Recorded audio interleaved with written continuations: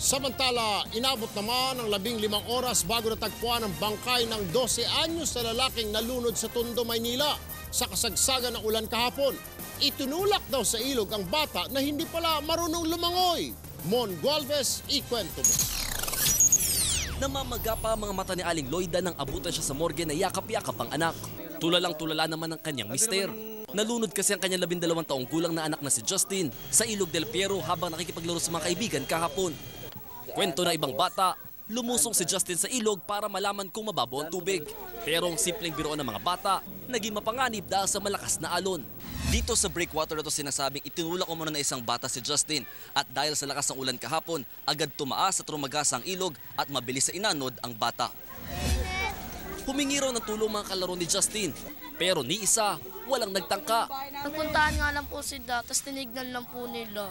Hindi na po sila marunong lumangoy. Sinisisi ng mga kamag-anak ni Justin ang kawalan ng bakod o babalaman lang na delikado sa bata ang maligo sa breakwater. Sana lagyan na nilagay ngayon ng harang. Kasi may nangyari na eh.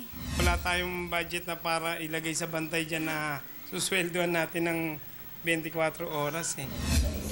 Si Justin ang panganay sa 3 anak ni Aling Loida.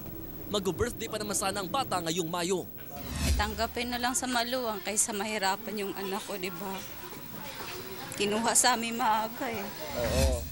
Dahil sa nangyaring aksidente, natatakot ng ibang batang maligo uli sa ilog. Mon Gualvez, News 5.